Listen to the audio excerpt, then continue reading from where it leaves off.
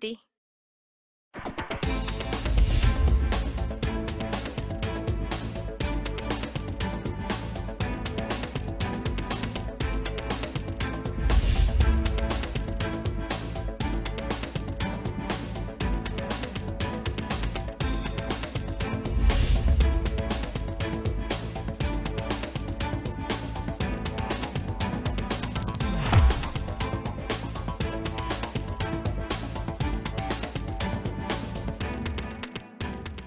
오늘 맞짱 토론을 위해서 두 분 교수께서 스튜디오에 나와 계십니다. 제 오른쪽에는 동의대학의 김태환 교수십니다. 예, 안녕하십니까? 네, 어서 오세요. 제 왼쪽에는 부산대학의 권혁 교수십니다. 반갑습니다. 네, 정년 연장의 그 문제가 뜨거운 이슈로 떠오르고 있습니다. 두 분 교수님은 시기상조다, 아니다, 지금 해야 된다에 대하여서 역할을 맡으셔서 시청자 여러분들에게 충분한 정보를 제공하는 역할을 하시게 되는 것입니다. 우리 권 교수께서 지금 해야 한다, 김태환 교수께서 아니다, 시기상조다, 이렇게 말씀을 해 주십니다. 여러분 잘 들으시고 답은 여러분들이 정하시는 것입니다. 자, 먼저 그림 보시겠습니다. 자, 그림이 나오고 있는데 권 교수님, 이 그림 좀 설명해 주시면서 좀 말씀을 해 주시죠. 예, 한국은 이미 유례를 찾아보기 어려울 정도의 빠른 속도로 고령화 사회에 진입을 했고요. 이제 조만간 초고령 사회에 다시 진입하게 됩니다. 이것은 일본의 수준을 능가하는 것이고요. 또 매우 심각한 상황임을 방증하는 것입니다. 2025년이 되면 전체 인구의 20% 정도가 65세 이상이 됩니다. 5명 중 1명이 65세 이상이라는 의미입니다. 또 2030년이 되면 생산 가능 인구가 50% 이하가 됩니다. 이것은 생산에 참여하는 인구가 절반이 안 된다고 하는 의미입니다. 결국 일을 하지 않는 많은 분들이 사회보장제도에만 의존하게 될 경우에 우리 사회는 더 이상 감당하지 못하는 상황에 빠지게 된다, 그런 말씀이고요. 그래서 정년 연장이라는 것은 우리가 하고 하지 않고를 선택하는 문제는 아닌 것 같다. 이거는 우리가 반드시 준비해야 되는 그런 정책적 과제다, 그렇게 생각을 합니다. 네, 우리가 수년 전에 그런 얘기를 했거든요. 일본이 굉장히 고령사회다라고 이렇게 했는데 우리가 어느새 권 교수님 얘기를 들어보니까 일본보다도 더 초고령화가 되었다라고 하는 약간 충격적인 얘기고요. 반면에 우리는 이제 인구 절벽, 즉 출산율이 굉장히 낮다라고 하고 있지 않습니까? 그렇게 볼 때에 이제 노동력의 측면에서도, 그리고 연세 드신 분들의 어떤 그런 부분에서도 정년 연장이 지금 필요하다, 이렇게 입장을 취하셨는데 김 교수 어떠십니까? 예, 총론적으로 따지면 뭐 반대할 명분은 없습니다. 그러나 이것을 일괄적으로 사회에 정년 연장이라는 획일적인 연장이라고 정책을 펼쳤을 때에 파생될 수 있는 다양한 부작용일 수도 있고, 예측할 수 있는 기대도 있지만 예측하지 못한 기대, 그리고 이 정년 연장과 연계되어 있는 다양한 사회 문제들을 종합적으로 고려하는 그런 것이 선행되지 않고 먼저 시행하는 것은 문제가 있다고 보는 것이죠. 그럼 뭐 아무것도 안 하고 가만히 있다는 얘기입니까? 아니면 뭔가를 해야 된다는 얘기입니까? 그러니까 무엇이 정년 연장과 연계되어 있는가를 한번 우리가 고려를 해봐야 하는데, 그러니까 청년들의 일자리와도 맞물려 있는 문제이기 때문에 한쪽 오랫동안 일하는 것만이 중요한 것이 아니라, 그러면 청년들의 일자리를 빼앗아가는 그런 효과가 있느냐 없느냐도 우리가 좀 따져볼 것은 따져봐야 하는 문제가 있는 거죠. 예, 굉장히 일리 있는 말씀을 주셨는데요. 우리가 그럼에도 불구하고 여전히 고려해야 될 사항이 있다고 생각을 합니다. 예를 들면 정년 연장이라고 하는 것이 굉장히 생소한 개념이 아니거든요. 예컨대 우리 불경에서 중소기업 같은 경우에는 이미 정년을 도구한 근로자들이 굉장히 많습니다. 이건 뭘 의미하냐면 청년 신규 인력이 유입되지 않는 공간에서는 정년이라고 하는 그 틀과 관계없이 계속 일할 수밖에 없는 구조다라는 겁니다. 이거는 지금은 중소기업이지만 앞으로는 모든 산업에서 인과학적으로 보면 그럴 수밖에 없는 상황이 벌어질 것이다. 그런 상황이 벌어진다라고 하면 지금 우리가 정년 연장이라는 걸 매우 생소하게 또 어렵게만 받아들이는 것이 옳은 것인가 하는 거에서 우리가 다시 한번 생각을 좀 해볼 필요가 있다고 생각하고요. 더불어서 저는 정년 제도라고 하는 설계도 자체가 이미 유효기간을 도과했다고 생각합니다. 그 말씀은 정년이라고 하는 제도를 우리나라에서 도입할 때는 이미 신체적 영향이라는 걸 염두에 두고 설계한 그런 어떤 제도 체계입니다. 그때는 중후장대 산업 그리고 신체적 부담이 굉장히 많은 산업을 염두에 두고 우리가 설계를 해놓은 거고 그래서 56세, 58세, 60세가 되면 더 이상 일을 할 수 없다고 믿는 거죠. 그럼에도 불구하고 오늘날 우리 산업 형태라고 하는 것은 굉장히 다원화돼 있고 또 정보 IT 산업도 발전을 했고 또 사무직, 행정직. 그 시점이 바로 제가 좀 더 이야기를 하고 싶은 시점이거든요.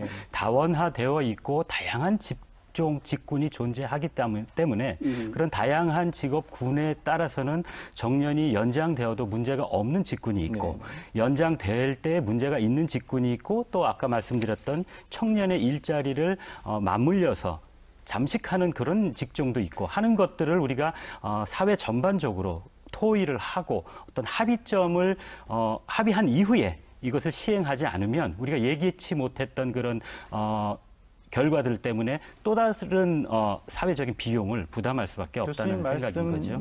취지를 이해해 보면 이게 조금은 좀 고민을 더 해보고 시간을 그렇죠. 두고 맞습니다. 우리가 이제 여러 가지 어떤 상황에 대한 충분한 고려가 필요하다 이런 취지로 이해가 되는데요. 사실 우리 사회 변화라는 게 우리 생각보다는 훨씬 빠르게 진행이 됩니다. 더불어서 말씀 주신 청년 일자리와 이 상충이라고 하는 이 문제는 오랫동안 고령 문제를 굉장히 이 주변부로 내몬 그런 원인이기도 합니다. 저는 이런 청년 일자리와 이 상충이라고 하는 것에 대한 오해를 좀 풀어야 될 것 같다는 생각을 하는데요. 이 말씀을 왜 드리냐면 사실 청년 일자리라는 개념하고 이 고령 일자리라는 개념은 질적으로 좀 다른 개념입니다. 청년들에게는 고용 안정이 중요하고요. 또 규격적인 노동이 중요하고요. 또 상당히 많이 안정적인 수입을 얻을 수 있는 그런 어떤 정규직 일자리가 필요한 겁니다. 고령 일자리는 그렇게 복잡한 일자리가 저는 아니라고 생각합니다. 자기가 일하고 싶을 때 일하고 또 충분한 수입이라고 하는 그런 개념하고는 좀 다른 말 그대로 일을 할 수 있는 기회가 부여되는 것 그 자체가 굉장히 중요한 의미를 가지는 그런 일자리를 염두에 두기 때문에 저는 청년 일자리와 고령 일자리라는 것을 상충되게 생각하는 것은 오히려 이 논의를 좀 더 뒤로 미루고 싶어하는 그런 생각이라고 그 부분에 있어서는 저도 동의를 합니다. 왜냐하면 일을 더하는 것이 청년 일을 잠식하는 것이 아니다. 왜냐하면 일을 더하는 것이 기존에 했던 일과는 다른 노령에게 적합한 일을 더할 수 있는 자리라고 말씀하셨는데 그 부분도 우리가 바로 고려해봐야 될 점이라는 것이 보통 우리가 정년을 연장한다고 할 때는 지금까지 해오던 일을 지속하는 그런 개념으로 많이 사회 통념상 받아들여집니다. 그러면 해오던 일을 쭉 계속한다는 얘기이기 때문에 이것은 그 해오던 특별한 경우가 아니면 해오던 일에 새롭게 진입하려고 하는 청년들에게는 기회가 박탈되는 것이거든요. 그래서 이 부분도 그러면 과연 정년 연장이라는 것이 하던 일을 그대로 하는 것을 의미하느냐 아니면 일은 계속 하되 어떤 그 역할과 어떤 기능에 있어서 노인에게 적합하게 좀 더 변화를 주느냐 하는 문제도 결국은 우리가 바로 여기서 논의를 해야 된다는 이야기가 나오는 것이죠. 조국 교수님 말씀은 이제 정년 연장이라고 하는 것에 대한 방법론에 대한 고민이라고 보고요. 이거는 굉장히 열려 있는 개념이라고 저는 생각합니다. 그러나 우리가 우리 사회에서 같이 공감해야 되고 우리가 같이 고민해야 되는 영역은 어떻게 하면 우리가 현실로 받아들일 수밖에 없는 정년 연장을 제도적으로 빨리 도입할 것인가에 대한 고민을 해달라. 그게 우리가 고민을 같이 해야 하는 거죠. 근데 빨리라는 데 초점을 맞추는 것보다는 저의 생각은 빨리 하면서 과정과 절차, 특히 우리 사회 정책이라는 것은 좋은 의도에서 정책을 펼치더라도 기대한 효과보다 기대하지 않은 효과 때문에 사회적인 부담이 커지는 경우가 많거든요. 우리 지금 대선 기간 중인데 이렇게 중요한 사회 구조적인 문제가 대선 후보들의 입을 통해서 제가 캐치를 못했는지 모르지만 잘 들리지 않거든요. 네, 대선 후보 얘기까지 나오니까 이게 너무 처음부터 떠고져가지고요. 그림 하나 보고 이러시면은 자 우리가 두 번째 그림 한번 보도록 하겠습니다. 네, 나이 들면 떨어지는 생산성. 네, 아까 우리가 얘기했던 거하고 약간 상관이 있는 거이기는 한데 이 부분은 지금 김태환 교수께서 먼저 하시고 싶은 말씀이 있으신 거 아니에요? 나이 들면은 떨어지는 생산성이다. 그러니까 저런 것들이 이제 다 일반화하기에 좀 문제가 있다고 저는 생각을 하는 거죠. 나이 들어서 생산력이 우리가 육체적인 여러 가지로 이제 떨어지는 것은 우리가 뭐 그렇겠다 하지만 직종에 따라서는 나이가 들고 또 자기 해오던 업무가 누적됨에 따라서 경험이나 노하우 쌓이는 것이 오히려 더 효율을 높이는 그런 직종들도 있거든요. 그런 것들을 우리가 같이 고려하고 논의하지 않은 채 획일적으로 정년을 연장하는 쪽으로 우리가 정책을 시행하면 예기치 않은 그런 사회적 부담이 더 커질 수 있다. 그런 우려를 얘기하는 것입니다. 예, 저는 우리 이제 그림을 보면서 그런 생각을 했는데요. 이게 생산성 저하라고 하는 이 이제 맥락에 좀 오해가 좀 있는 것 같습니다. 두 가지인데요. 첫 번째는 우리가 제조업 중심에 굉장히 신체적 부담을 주는 업무를 아주 보편적이고 일반적인 업무로 전제해 놓고 고령자의 경우는 생산성이 떨어질 거라고 믿는 거죠. 두 번째는 소위 임금이라고 하는 것을 우리가 연공급이라 해서 나이가 들고 근속연수가 길어지면 임금이 많아지는, 결국은 임금이 많은데 생산성은 떨어진다. 이런 어떤 임금 체계를 염두에 두고 이런 이제 생산성이 떨어져서 고령자를 사용하기 굉장히 어렵다는 이제 이야기를 하는데요.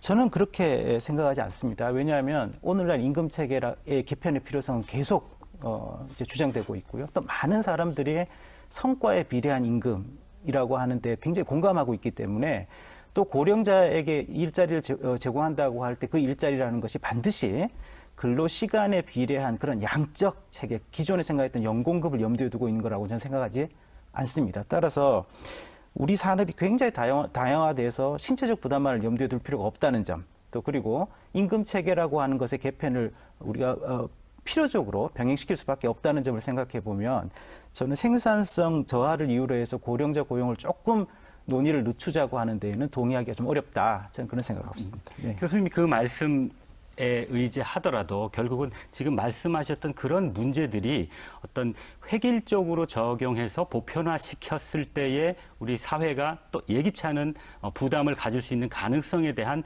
충분한 전문가들과 또 필요하다면 다양한 직군에서 현재 종사하고 있는 분들 내지는 그걸 경영하는 분들의 다양한 현장에서의 어떤 경험치들을 논의하면서, 그리고 또 이 사회 정책이라는 것은 이런 수학 문제를 푸는 것과는 다르기 때문에 좀 기대하는 효과가 못 나왔더라도 사회적으로 합의가 되면 그 기대 못한 그 결과에 대해서 좀 인내할 수 있는 폭이 커집니다. 다만 이제 말씀 주신 그런 어떤 이 문제가 수학적 계산의 문제라고 좀 생각하지는 않는데요. 다만 이런 수학적 계산이라 보더라도 우리가 전제로 깔고 있어야 되는 큰 이념적 틀이 있습니다. 그건 뭐냐면 사실 과거의 일자리라고 하는 것은 우리가 생계유지를 위해서 굉장히 부담스럽게 생각하는 어떤 수단이었죠. 그러나 현대적 의미의 일자리라는 것은 굉장히 다른 개념입니다. 현대적 일자리라고 하는 것은 우리가 살아가면서 삶의 의미를 깨닫는 굉장히 중요한 수단. 이걸 우리가 헌법적으로는 인간이 인간답게 살아갈 수 있는 존엄성을 충족시키는 어떤 수단, 이렇게 이해를 하거든요. 이런 의미의 현대적 일자리라는 것을 염두에 둬보면 만약 고령자가 일하고 싶고 일할 능력이 있는데 그들에게 일자리를 부여하는 것은 사실 헌법적 요구이지 새삼스럽게 우리 사회가 합의해야 되는 그런 그런 영역은 아니라고 문제에 저는 있어서 생각합니다. 일을 네네. 하는 것 자체에 대해서 부정하는 것은 아닌 거거든요. 근데 그 일이 얼마나 실제로 그 일을 수행하고 있는 노인들에게 유용한 일이냐, 효과적인 일이냐, 그런 또 우리가 사회적으로 기대하는 결과를 낳느냐, 그런 문제인 거거든요. 네, 자꾸만 우리 사회에 얼만큼 생산성을 유발시키는 일자리냐는 고민은 저는 적절치 않다. 그 일자리는 고령자들에게 일할 의욕을 가지고 있는 고령자들에게 소명감을 느낄 수 있는 일자리여야 한다는 의미고, 이들에게 어떤 생산성과 이들에게 어떤 생계 유지의 수단을 마련해 준다는 차원에서의 어떤 우리가 흔히 얘기하는 공공부문의 노인 일자리, 이런 식의 접근은 바람직하지 않다. 그런 것을 전제로 해서 우리가 논의를 좀 지속해야 된다. 그러니까 지금 말씀하시는 것이 제가 모든 걸 다 공감을 하는데 여기 맹점이 제가 뭐라고 생각을 하냐면, 지나치게 저도 다 그쪽으로 가는 세대지만 세대 간의 이 문제를 우리가 보지 못하는 것 같아요. 지나치게 노인에 대해서만 우리가 초점이 맞춰지니까 노인 개인의 전체 삶을 봤을 때는 지금 말씀하신 그런 부분들이 있습니다. 나이를 들어서도 좀 더 삶의 질, 또 이제 인생의 의미를 찾으면서 노동할 수 있는 그런 기회가 주어져야 되는 것은 사실인데, 사회 전체적으로 공동체적으로 봤을 때는 그것이 다음 세대들, 우리 후대 세대들과 어떻게 영향을 미치느냐를 우리가 심각하게 고민하지 않으면 오히려 우리 세대는 아주 어렸을 때부터 일을 열심히 해왔던 세대임에도 불구하고 다음 세대는 열심히 일하고 싶은데도 일할 수 있는 그 시점이 점점 늦춰지는 그런 구조적인 문제가 발생할 수 있거든요. 네, 그래서 정년 연장에 지금 토론이 너무 이렇게 뜨거워져 가지고요.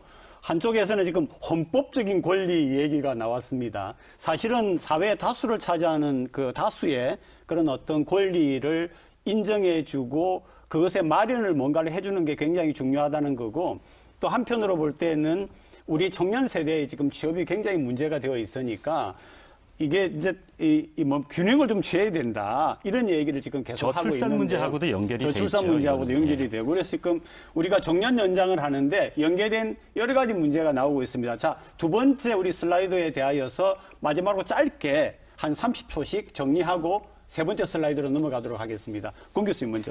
저는 고령자들의 일자리 문제를 청년 일자리와 상충시켜서 생산성이라고 하는 그런 단일한 기준으로 평가하지 않았으면 좋겠다. 오히려 많은 고령자들이 스스로의 소명감을 느낄 수 있는 그런 보람을 느낄 수 있는 그런 일자리를 제공하는 것은 우리 국가가 꼭 감내해야 되는 그런 영역이라는 말씀을 드리고 싶습니다. 예. 자, 우리 김 교수. 교수님 말씀에 동의하고요. 30초입니다. 그것은 나무를 보았을 때 그런 것이고 조금 물러나서 공동체 전체의 숲을 봤을 때는 구조적인 문제, 사회 전체 문제이기 때문에 노인 일자리에만 초점 맞춰질 수가 없습니다. 어떤 형태로든 청년 일자리와 연결돼 있기 때문에 우리가 함께 고려를 해야 된다는 그런 말씀을 드리고 싶습니다.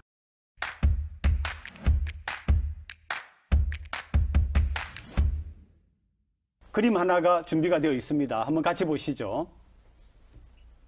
네, 정년 연장 해외 사례가 나왔습니다. 예, 독일, 스페인, 일본, 영국, 미국, 예, 중요한 대륙은 다 나왔네요. 한번 보시면서 또 얘기를 이어가도록 하겠습니다. 어느 분이 먼저 해주시겠어요? 제가 먼저 네, 할까요? 먼저 예. 하시겠어요? 저기 지금 그림을 보시는 데서도 대부분 우리가 선진국이라고 인정을 하는 그런 국가들인데 다양합니다. 첫째는 정년을 늘리는 연장하는 쪽으로 가는 방향인 것만은 틀림없는데 마냥 늘리는 것이 아니라 폐지된 국가들도 있고요. 그래서 이것은 사회마다 그 공동체마다 어떤 수기 과정을 통해서 공동체가 어떻게 합의하느냐에 달려 있다는 것을 제가 볼 수 있는 거죠. 예, 제가 말씀 주신 부분에 일부 조금 이제 수정을 해야 될 부분이 있을 것 같습니다. 정년을 폐지했다고 하는 것은 사실 이 노령연금이라고 하는 사회보장제도하고 연계시켰기 때문에 근로자들에게 일할 것인지 아니면 연금을 통해서 휴식을 취할 것인지를 선택하라고 하는 취지였다고 보고요. 앞서 우리 슬라이드에서 보신 저 그림은 사실 세계적인 여러 가지 국가들이 추세적인 변화라고 저는 생각합니다. 왜 그러냐면 고령자들이 더 이상 일을 하지 않으면 사회보장 제도 체계가 작동할 수 없는 현실적인 절박감 때문에 저런 제도를 취할 수밖에 없었다고 생각하고요. 그런 점에서 저는 우리가 정년 연장이라고 하는 당위성을 부정하기 좀 어렵다. 대신 이제 방법론에 대한 여러 가지 고민은 있을 수 있을 텐데요. 그중에 우리가 주목해야 될 것이 일본이라고 저는 생각을 합니다. 일본은 우리나라와 산업 경제적인 여러 가지 여건이 닮아 있고 인구 구조적으로도 굉장히 닮아 있습니다. 일본은 최근에 여러 가지 고용 연장에 관한 이야기를 하면서 계속 고용이라고 하는 독특한 개념을 이야기를 합니다. 저는 굉장히 일리 있다고 봅니다. 다시 말씀드리면 정년 연장이라는 것이 단순히 기존의 고용 관계를 유지한다, 지속한다 이런 관점. 그러니까 60세 정년을 65세로 옮기고 65세를 60세 이런 관점이 아니라 예컨대 1인 도급업자가 된다든가 창업을 한다든가 협력업체 근로자든가 좀 죄송한데 이런 어떤 방법론까지도 우리가 고용 연장이라고 하는 관점에서 받아들이고 수용할 수 있다. 그런 이제 만일에 그런 의미에서의 정년 연장이라면 훨씬 더 제가 받아들이기에 수월하고 공감하시는 분들이 더 많을 겁니다. 다만 그렇게 다양하게 해석될 수 있고 실제로 다양하게 각 국가마다 선진국에서도 실시되고 있는 이 정년 연장의 개념을 우리가 마냥 그냥 일반인들이 볼 때에는 마냥 하던 일 더 오랫동안 할 수 있는 거 이렇게 일반화하는 경우가 많기 때문에 정년 연장의 개념부터 우리가 더 다양한 형태로 나이가 들어서도 유익하게 일할 수 있는 그런 기회를 주는 것이라는 그런 것들이 사회적으로 합의가 있어야죠. 아무리 좋은 것도 사회적인 합의를 거치지 않으면 이게 뭐야 하고 불만이 나오게 되거든요. 그럼에도 그럼에도 불구하고 저는 이게 뭐 거창하게 여러 가지 이 사회적인 요소들을 고려하고 공감하고 또 협의를 거쳐야 되는 그런 의미가 있다고 생각하지는 않습니다. 그 이유는 뭐냐면 고령 일자리라고 하는 것이 새삼스럽고 또 굉장히 어려운 과제가 저는 아니라고 보기 때문입니다. 예컨대 기업이 고령자 고용을 선호할 수 있는 영역도 있을 것이다. 그런 일자리도 틀림없이 있을 것이다. 예를 들면 이렇습니다. 청년들의 경우에는 예컨대 휴일에 근로하는 걸 굉장히 부담스러워하죠. 일거리가 많다 하더라도 휴일 근로가 많은 일자리는 좋은 일자리라고 평가하지 않습니다. 예컨대 고령자의 경우에 휴일에만 일한다. 이런 일자리는 고령자에게 굉장히 유용한 일자리이면서 동시에 청년들에게는 전혀 거부감이 없을 거라고 저는 믿습니다.